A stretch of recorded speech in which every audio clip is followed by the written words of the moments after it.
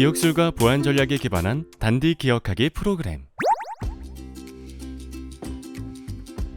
대구광역 치매센터에서 개발한 단디 기억하기 프로그램은 종합적인 일상 생활 능력 향상에 초점을 맞춘 인지 프로그램으로 치매 예방을 희망하거나 이미 기억력이 약해져 일상생활에 지장을 받는 분들을 위해 제작되었습니다.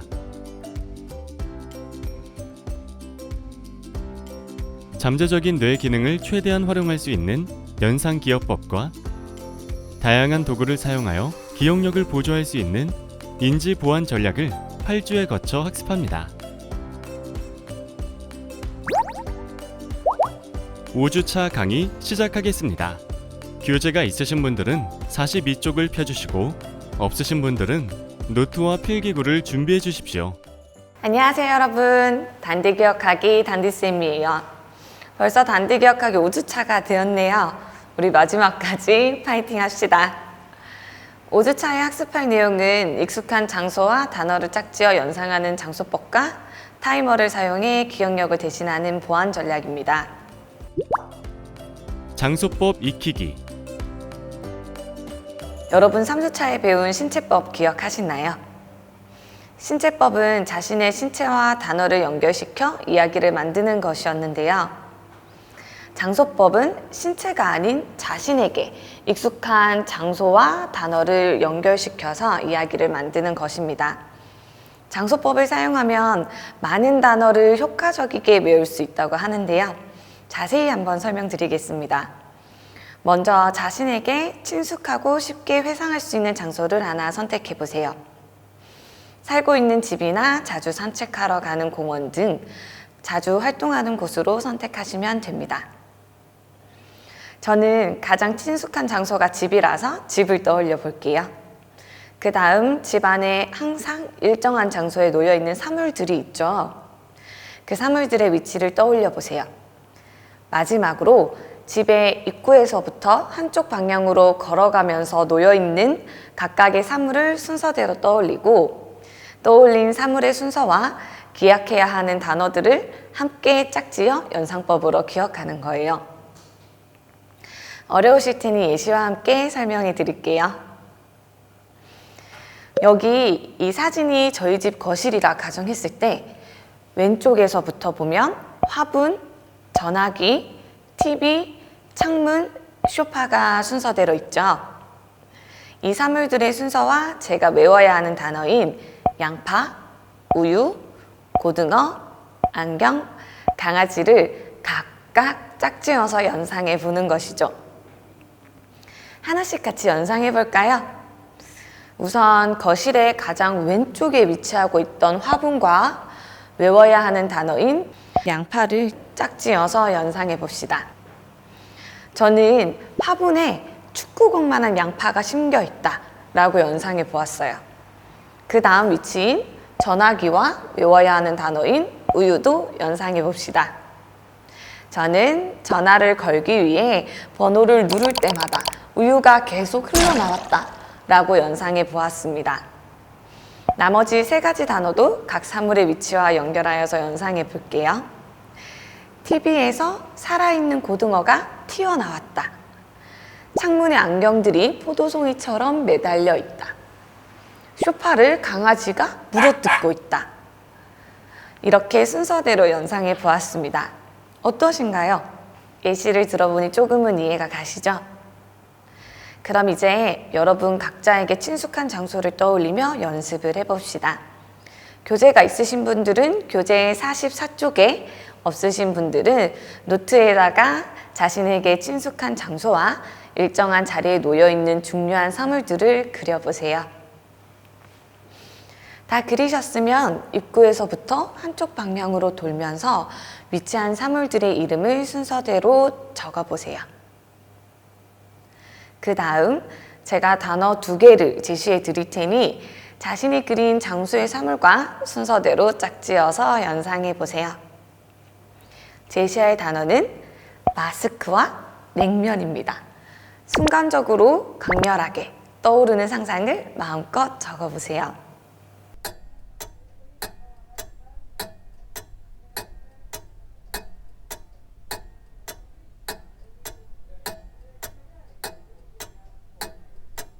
이번엔 떠올리는 장소도 바꾸고 단어도 3가지로 늘려볼게요. 어느 가정집이나 화장실은 있죠? 여러분 집에 화장실을 떠올리시고 화장실에 늘 같은 위치에 있는 사물들을 입구에서부터 한쪽 방향으로 순서대로 떠올려 보세요.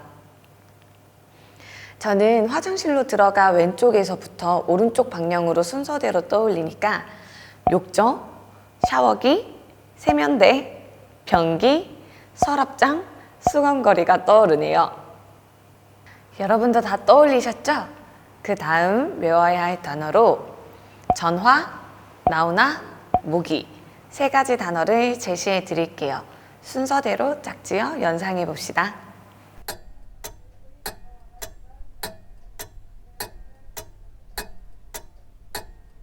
저는 저희 집 화장실에서 가장 왼쪽에 있던 욕조와 전화를 짝지어서 물이 가득 찬 욕조에 전화기가 빠져 있는데 욕조물에선 전기 스파크가 번개처럼 파직 나고 있고 전화기에서는 검은 연기가 폴폴 올라오고 있다 라고 연상을 했어요. 자극적이고 강렬하게 연상을 하면서 욕조물과 전화기를 접촉하기를 통해 연결시켰습니다.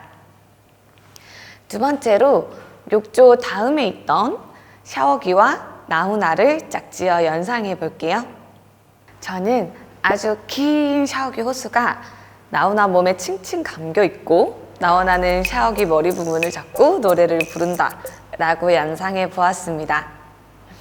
과장하기, 접촉하기, 우스운 장면으로 만들기를 활용해 봤는데 여러분한테도 우스우셨을까요? 마지막으로 샤워기 다음에 있던 세면대와 모기를 짝지어서 세면대에 물을 틀었더니 물 대신 엄청 많은 모기가 쏟아져 나왔다 라고 연상해 보았습니다. 과장하기를 활용해 자극적인 장면으로 만들었죠? 여러분도 여러분의 화장실 속 사물들을 떠올리고 전화기, 나훈아, 모기로 저보다 더 재밌고 자극적이게 머리에 쏙쏙 남는 다양한 연상을 해보세요. 다 하신 연상은 교재 45쪽 혹은 노트에 적어주시고요. 이번에는 교재 46쪽에 있는 활동하기 2 문제를 봅시다. 활동하기 2 문제는 장소법을 실생활에 활용하실 수 있도록 만들어진 문제입니다.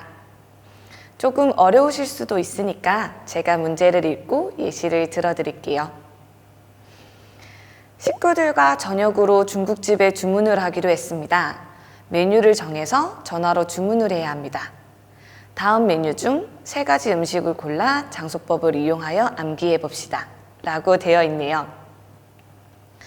보기에 나온 음식 메뉴는 자장면, 짬뽕, 냉면, 탕수육, 볶음밥, 군만두, 고량주입니다. 이 메뉴들 중에서 식구들과 주로 시켜 먹는 메뉴 3가지를 골라주세요. 그 다음 장소법을 사용하기 위해 개인 침실을 떠올려 보실까요? 침실의 방문에서부터 시작해 늘 같은 위치에 있는 사물들을 한쪽 방향으로 순서대로 떠올려 보세요. 침실에 있는 사물들을 순서대로 떠올리셨다면 침실의 사물과 중국 음식 메뉴 3가지를 짝지어서 연상해 보세요. 저는 침실 문을 기준으로 왼쪽에서부터 오른쪽 방향으로 서랍장, 화장대, 커튼, 침대가 있고 중국집에서 자주 시키는 메뉴는 짬뽕, 탕수육, 볶음밥입니다. 그래서 서랍장과 짬뽕, 화장대와 탕수육, 커튼과 볶음밥을 짝지어서 연상해 보았습니다. 1번, 서랍장을 그릇 삼아 짬뽕을 가득 담았다. 2번, 아주 큰 탕수육을 조각해서 만든 화장대에 앉았다. 3번, 커튼 사이사이로 볶음밥이 쏟아져 내려와 바닥에 그릇을 대고 있었더니 수백 그릇에 볶음밥이 담겼다. 저는 재밌게 과장하여서 만들어 보았는데요. 음식을 가구와 함께 연상하려니 조금 어렵더라고요. 여러분은 어떠셨나요? 혹시 어려우셨다면 실생활에서 더욱더 자주 사용하려 애써 주셔야 합니다. 저도 아직 연상하는 게 익숙하지 않지만 평소처럼 단순하게 음식 메뉴를 외우고 주문하는 것보다 장소법을 활용해서 음식 메뉴를 머릿속에 그리듯이 떠올리니까 확실히 잘 까먹지 않고 한 번에 주문할 수 있었어요. 여러분도 실생활에서 다양하게 장소법을 사용해 보시고 기억에 남았던 일화를 댓글로 남겨주세요.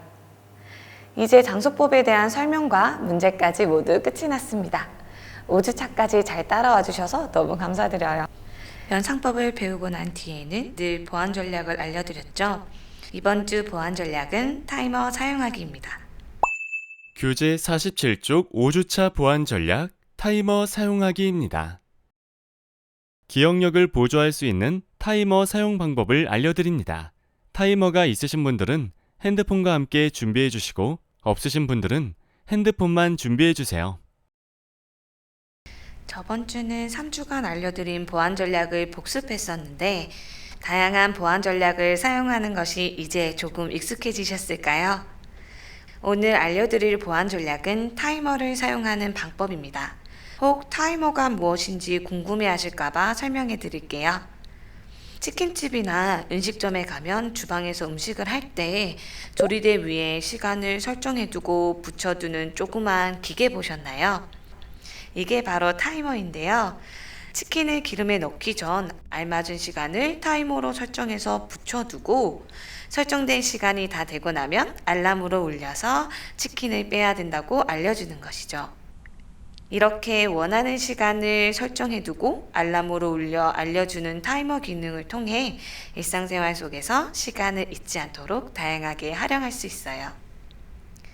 몇 가지 예시를 통해 일상생활에서 타이머를 활용할 수 있는 방법을 알려드릴게요. 먼저 주방에서 사용할 수 있는 방법입니다.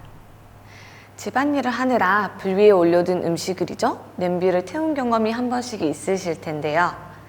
이럴 때 가스불 위에 음식을 올려두고 끓어오를 시간을 예측해서 타이머를 설정해 두세요.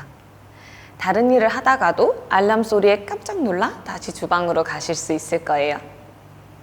두 번째, 외출 준비를 하다가 친구와 약속 시간에 늦을 때가 있죠. 이럴 때 집에서 출발해야 할 시간에 맞춰서 타이머를 설정해 두고 외출 준비를 해보세요. 타이머가 울렸을 때 준비를 마치고 집에서 나가면 약속 시간에 늦지 않고 도착하실 수 있을 거예요. 세 번째, 욕조에 몸을 담고 목욕을 즐기시는 분들 있으시죠? 뜨거운 물에 오랜 시간 몸을 담궜다 일어나면 급격한 온도 변화로 혈압에 이상이 생길 수 있는데요. 이럴 때 타이머를 사용하여 욕조에 들어가 있는 시간을 15분 정도로 설정해 보세요.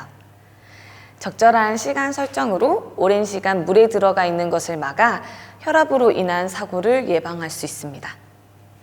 이외에도 짧은 시간 동안 마감이 있는 일을 할 때 다양하게 타이머를 사용하다 보면 깜빡하는 기억력도 대신할 수 있고 시간을 보다 효율적이게 사용하실 수 있을 겁니다.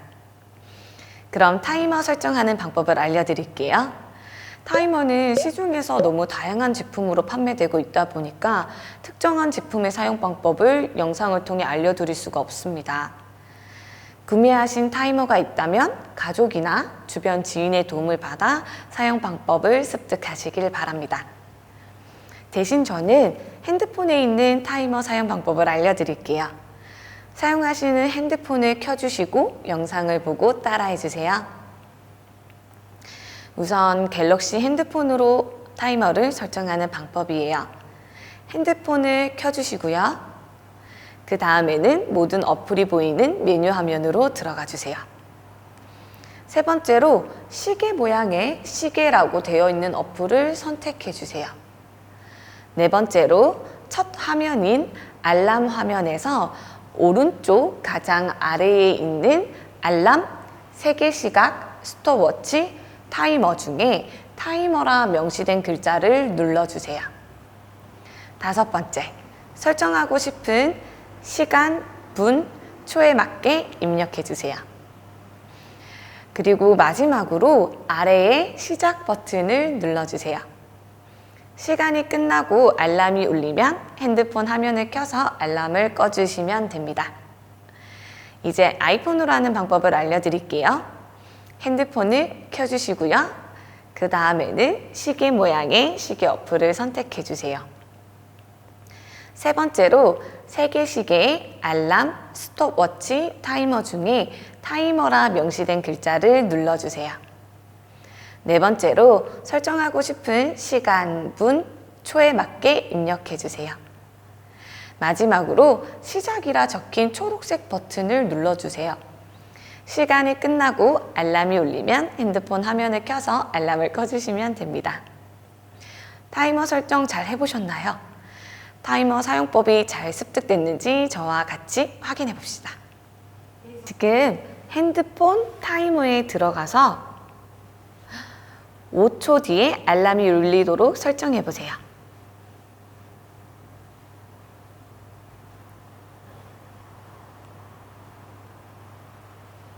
설정을 다 하셨다면 같이 5초를 세볼게요. 5, 4, 3, 2, 1. 5초가 지났는데 알람이 울렸나요? 알람이 잘 울렸다면 타이머 사용법을 잘 숙지하신 거고요. 만약 타이머가 울리지 않았다면 꼭 주변의 도움을 받아 타이머 사용법을 익혀보시길 바랍니다. 이번 강의도 벌써 이렇게 끝났네요. 6주차 강의를 듣기 전까지 숙제를 내드려야겠죠? 일주일간 오늘 배운 장소법과 타이머 사용법을 꼭꼭 익혀서 실생활에 다양하게 사용해 보시고 타이머를 사용했던 상황은 교재 48쪽 혹은 노트에 적어두고 다음 강의 때 들고 와주세요. 숙제 잘 해오시고요. 6주차에 만나요. 안녕!